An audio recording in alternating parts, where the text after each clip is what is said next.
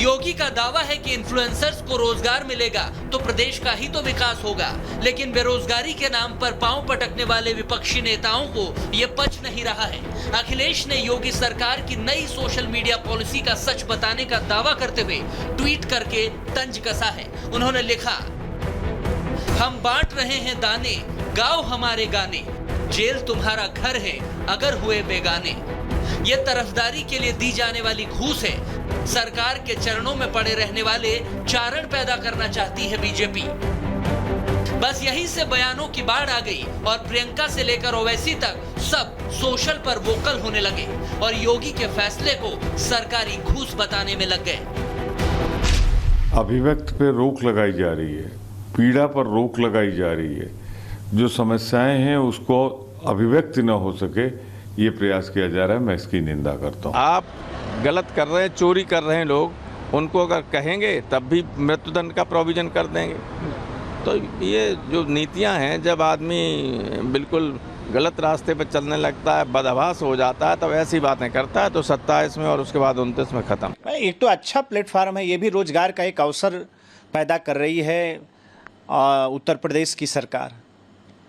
और ऐसा नहीं है कि सिर्फ उत्तर प्रदेश में ऐसा हो रहा है, देश के कई प्रदेशों में इस तरह की व्यवस्था चल रही है।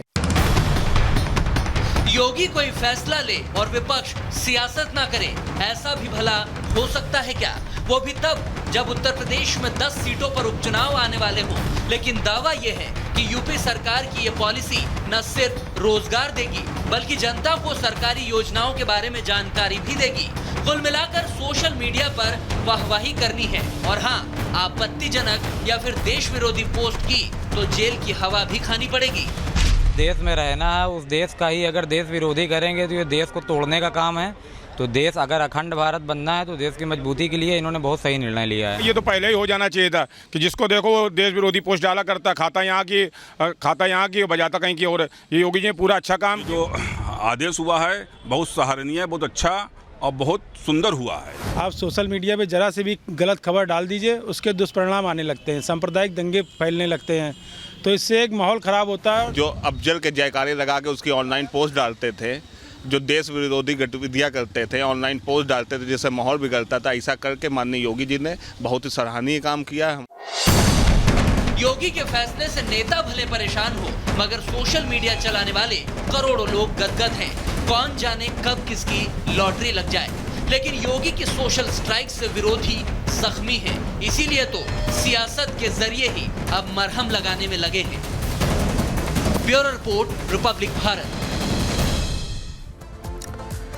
सियासत में सियासतदान जनता के बीच बने रहने के लिए और चुनाव में अपना लगातार प्रभाव बने रहने के लिए तमाम तरह की स्कीमें चलाते हैं और लोगों को फ्री में तमाम चीजें जो हैं वो देने लगते हैं। लेकिन प्रदेश की अर्थव्यवस्था इन तमाम हालातों में चरमरा जाती है। हिमाचल प्रदेश में ही कुछ ऐसा हुआ है जहां पर आपको बता दें कि अब प्रदेश की अर्थव्यवस्था पूरी तरह से चरमरा गई है और उसकी रीढ़ की हड्डी जो है वो टूट चुकी है। रिपोर्ट आपको दिखाते हैं।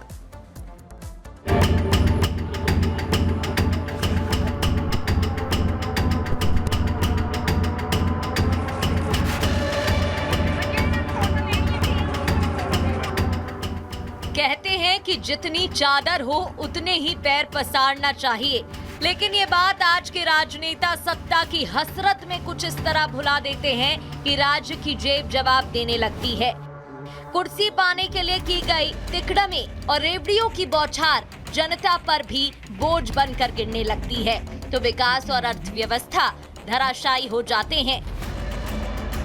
गारंटीड चुनावी जीत के लिए लोक लुभावन वादों वाली तरकीबों से धड़ाम अर्थव्यवस्था की ताजा प्रयोगशाला कांग्रेस के राज वाला हिमाचल प्रदेश है, जहां की सुक्खू सरकार आईसीयू में पड़ी सूबे की आर्थिक स्थिति को संभालने के लिए कटौतियों की ऑक्सीजन देने को मजबूर है। अभी सत्ता में आए आधा समय भी नहीं बीता कि कांग्रेस सरकार का खजाना खाली हो चुका है। आलम यह है कि अब सीएम खुद अपना वेतन नहीं लेने की बात कह रहे हैं।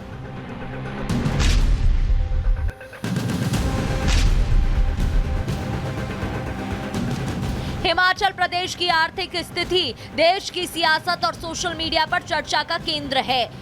जहां राज्य चलाने के लिए पर्याप्त राजस्व की कमी हो गई है। हालात इतने बिगड़ गए हैं कि स्वयं मुख्यमंत्री ने ऐलान कर दिया कि वो अपने 2 महीने का वेतन और तमाम भत्ते नहीं लेंगे।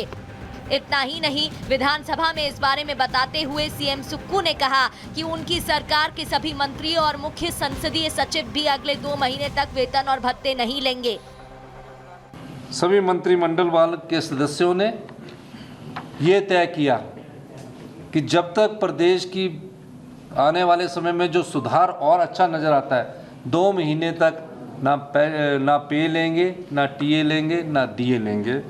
और यही अनुरोध मैंने जब अपने सीपीएस साथियों से कहा, उन्होंने कहा 2 महीने तक हम भी नहीं रहेंगे। महज ये छोटा सा अमाउंट है, लेकिन एक सिंबॉलिक अमाउंट है। संकट में राज्य की आर्थिक स्थिति पर सीएम के आह्वान पर पार्टी के दूसरे नेताओं ने भी बिना देर किए समर्थन का भरोसा दे दिया। अच्छा इनिशिएटिव मुख्यमंत्री जी ने लिया है एंड लीडिंग बाय एग्जाम्पल। उन्होंने 2 महीने के लिए सभी जो मंत्री है, चेयरमैन है और जितने हमारे सीपीएस है, सबके वेतन को 2 महीने के लिए रोका है। और आने वाले समय में विधायकों से भी अपील करी है कि उनको भी कुछ समय के लिए अपने वेतनों को छोड़ना चाहिए, ताकि हमारे प्रदेश में जो वित्तीय संकट है उससे निकलने में छोटा सा सहयोग हो सके। और हम लगातार प्रदेश में संसाधनों को मजबूत करने के लिए पूरा प्रयास कर रहे हैं। आर्थिक संकट से घिरे हिमाचल प्रदेश को उभारने में नाकाम कांग्रेस सरकार पर बीजेपी हमलावर है। पार्टी का साफ कहना है कि देवभूमि में आर्थिक संकट के लिए सुक्कू सरकार की तरफ से बनाए गए संसदीय सचिवों और दर्जा प्राप्त कैबिनेट मंत्रियों, चेयरमैन को दी जा रही सुविधा और फिजूल खर्ची पूरी तरह जिम्मेदार है। आर्थिक संकट है प्रदेश के ऊपर और 2 महीने तक सैलरी नहीं है। मुझे नहीं मालूम कि उससे कितना फर्क पड़ेगा प्रदेश की आर्थिकी पर, लेकिन जिन चीज़ों से सही मायने में असर पड़ता है, प्रभाव पड़ता है, उन पर अमल करने की आवश्यकता है।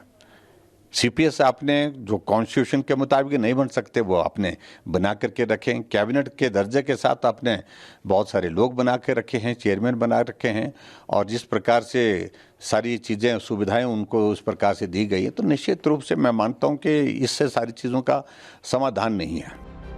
आर्थिक संकट और कर्ज के बोझ तले दबे हिमाचल प्रदेश की खराब स्थिति किसी से छिपी नहीं है। साल 2022 के चुनावों को जीतने के लिए कांग्रेस ने जिन लोक लुभावन वादों के सहारे देवभूमि की सत्ता पाई थी, वही अब उसके गले की फांस बन गई है।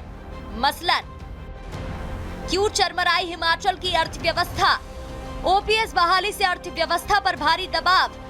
हर महीने 300 यूनिट फ्री बिजली, महिलाओं को प्रति महीने 1500 रुपए। इसके चलते हिमाचल प्रदेश की अर्थव्यवस्था इस कदर बिगड़ गई है कि राज्य का पुराना कर्ज चुकाने को लेना पड़ रहा नया ऋण प्रति व्यक्ति कर्ज के हिसाब से दूसरे स्थान पर। प्रति व्यक्ति 1,17,000 रुपए कर्ज।